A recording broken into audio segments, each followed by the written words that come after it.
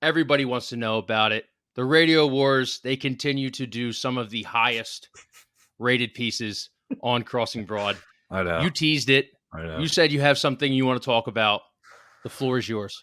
Yeah. So, yeah, I mean, there's a lot of radio wars going on, right? Mikey Miss left, and we reported that they're lining up Tyrone and Hunter Brody and Ricky Bowe to replace them. We're still waiting for that announcement. I'm not exactly sure what the holdup is with that. I think you'll probably get an official confirmation on that one, maybe in like a week or two. Um, I don't think there's much more to be done there. That it was kind of in place, and they just kind of had to cross their T's and dot their I's, I guess, to get that one over the hump. So that's one thing. I mean, then you got Ray Diddy leaving at the same time, too. We reported that they have Mike Sealski and Jody Mack lined up to each do a weekend day, replacing Ray, at least on WIP. Now NBC Sports Philadelphia, maybe we'll get into this a little bit later, but they have to replace Ray and Seth Joyner as well on TV. So holy shit, all these replacements all of a sudden. But on the Angelo front, the Angelo is a big one that everybody wants to know, right? And I've got a couple nuggets about that. Some I'm really sure about, and others just mostly like rumor and speculation. But the first bullet I'll give you 4 bullets on Angelo right now. First one is that Rhea Hughes, I'm told, is staying with WIP.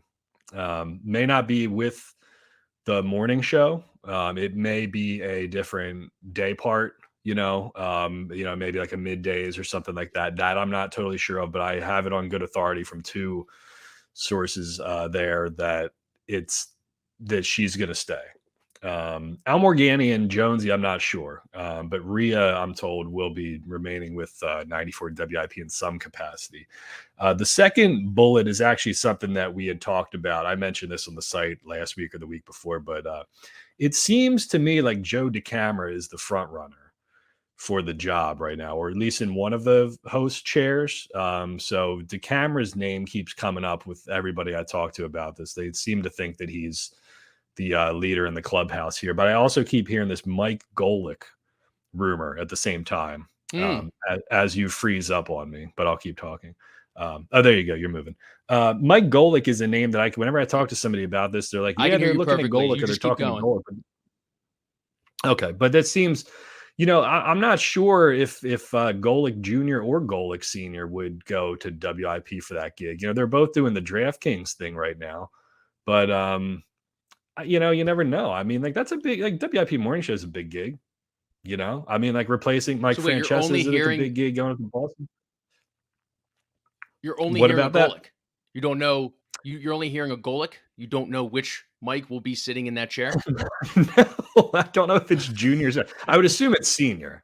I would assume it's senior because he's not at ESPN anymore. But like, I can't get a straight answer of ESPN. Like, what do you mean, Mike Golick?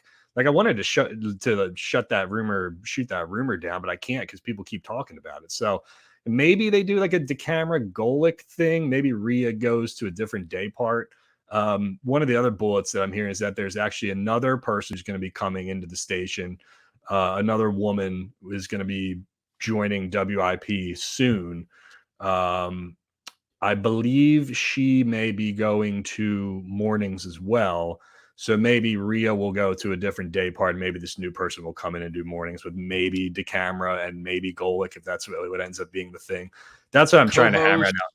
Co-host update kind of individual, like kind of like a Jen Scordo, Natty Eganoff kind of role? Rhea role? Maybe like a third chair kind of thing. Yeah. I mean, I would assume that's probably what it is. But the ones I feel the strongest about, like I've heard for sure that Rhea's staying. I know this other woman's coming in. The DeCamara and Golick thing I want to hammer out and try to like figure out for sure if that's like going to happen. But yeah, the interesting thing, this is the final bullet point here, is that the decision is really kind of coming from the top of Odyssey. And there's this guy named David Field, who's the CEO over there. And because they have a new program director, their program director's name is Rod Lakin, and he took over for Spike when Spike went up to New York. And then they have on the hierarchy. So it's Rod is the program director. Then they have a guy named David Yadgaroff, who's above him. And he's like I think they call him the market manager, and he's like a vice president as well. So that's another level. And then on top of him is the CEO of the entire company. His name's David Field. So what I've been told by a lot of people is that David Field himself is personally involved in making this choice, because it's a big fucking deal, right? As Biden once told Obama back in the day, this is a big effing deal.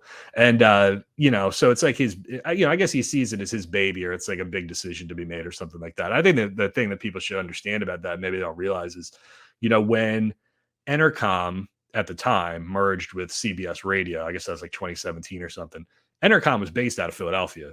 So the headquarters was always in Philadelphia, even though they didn't own WIP at the time. They didn't own Philadelphia property. So David Field, I'm told, was always a big WIP fan and a big Eagles fan. And so he sees, even though they didn't own WIP at the time, he came up in Philadelphia and their headquarters was in Philadelphia. So they feel like a special connection to the local cluster of Philadelphia stations. And so he's kind of like, overseeing and inserting himself into the decision-making process. So I don't know how much Rod Lakin has had in making that choice and how much David Yadgroff has, but I'm told that the CEO is heavily involved. So those are the nuggets. Rhea staying, new woman coming in. I keep hearing Joe DeCamara and Golick, and David Field heavily involved. So that's what I got for you. If it was DeCamara and it was Golick and it was this third chair, kind of like the third man for the NWL, the third woman, how would you feel about that? Do you think, because you never want to be, and this goes for 97.5 too with Mike, you never want to be the guy that follows the guy. I mean, that's why maybe Crossing Broadcast 2.0 didn't make it, because you had to follow Russ Lefkoe and Kyle Scott. Yeah. And that was a successful show. And now we're on a 3.0. Like, I got in at the right time. I'm not following the guys. How do you feel about that? Are these, I mean, DeCamara's a radio veteran. Golick, obviously a radio veteran. Mm-hmm. So I think if you ever had to replace someone with Cataldi, I don't listen to a lot of sports radio. I kind of like it.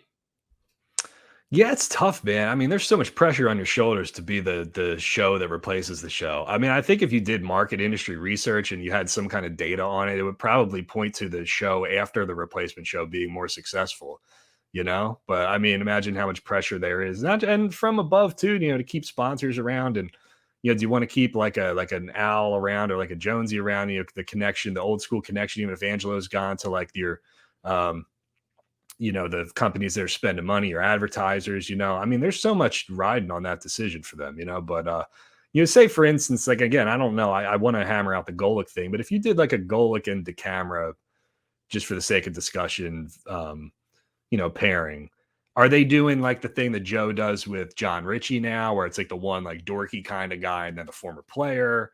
Like, are you doing that dynamic again? Like, I don't know. Do you even, I would ask you, do you like DeCamara and Ritchie right now? Like, do you listen to that show?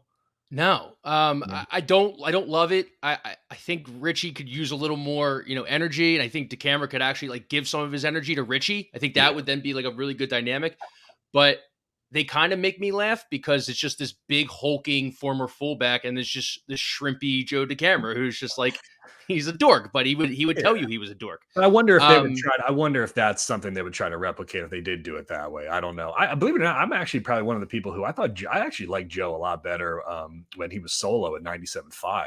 Okay. Like, 'cause it was just real shrewd. Like, it was like a Rob Ellis kind of show. It was just straightforward, like sports talk without the, I'm the dorky writer, media guy, and you're the former football player. They didn't have that dynamic, but. So I know that Joe can. I know that Joe. I guess the point I'm trying to make is that Joe can do different things. It's not just like one. The shtick that they have going for themselves in midday. Now, I honestly think he'll be pretty good at the morning show.